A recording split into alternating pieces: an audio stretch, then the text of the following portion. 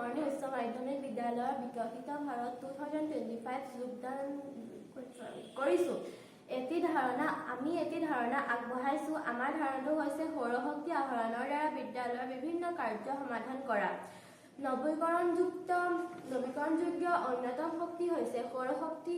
ইয়াৰ উৎস হৈছে সূৰ্য। সূৰ্যৰ দ্বাৰা বিকিৰণ কৰা ফটন কণাৰ সৌৰকোষ নামৰ আৰ্হিৰ দ্বাৰা আবদ্ধ কৰি নিৰ্দিষ্ট পদ্ধতিৰে বিদ্যুৎ শক্তিলৈ ৰূপান্তৰ কৰা হয়।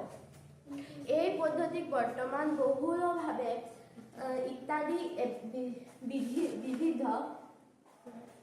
ক্ৰিয়াত ব্যৱহাৰ কৰা হয়। ইয়াৰ উপৰিও দৈনন্দিন জীৱনত ব্যৱহৃত বিভিন্ন সা-সঁজুলিও এই পদ্ধতিৰে প্ৰস্তুত কৰা হয়, যেনে সৌৰ কুকাৰ, সৌৰ চাকি, সৌৰ লেম্প, সৌৰ ঘড়ী, সৌৰ এয়াৰ কণ্ডিছনাৰ, সৌৰ ফেন, সৌৰ গাড়ী, সৌৰ চাৰ্জাৰ, সৌৰ ষ্টীলৰ, সৌৰ ফ্ৰিজ ইত্যাদি। বৰ্তমান কালত সৌৰশক্তিৰ চাহিদা তথা ব্যৱহাৰ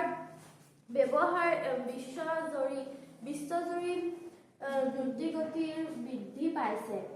আমেৰিকা যুক্তৰাষ্ট্ৰৰ সৌৰশক্তিৰ পৰা বিদ্যুৎ উৎপাদনৰ ক্ষেত্ৰত পৃথিৱীৰ ভিতৰতে প্ৰথম স্থানত আছে। 2013 চনৰ ভিতৰত আমেৰিকাত 10 তথা বহুতো পাৱাৰ প্লেণ্ট স্থাপন কৰা হয়। জাপানেও 1990 চনৰ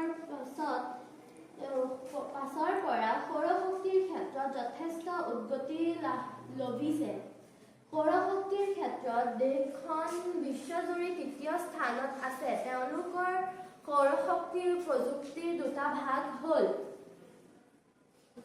2006 বৰ্ষৰ দ্বাৰা সৌৰশক্তিৰ প্ৰয়োজনীয়তাক আয়ত্ত কৰি ভালেমান পদক্ষেপ লোৱা হয়।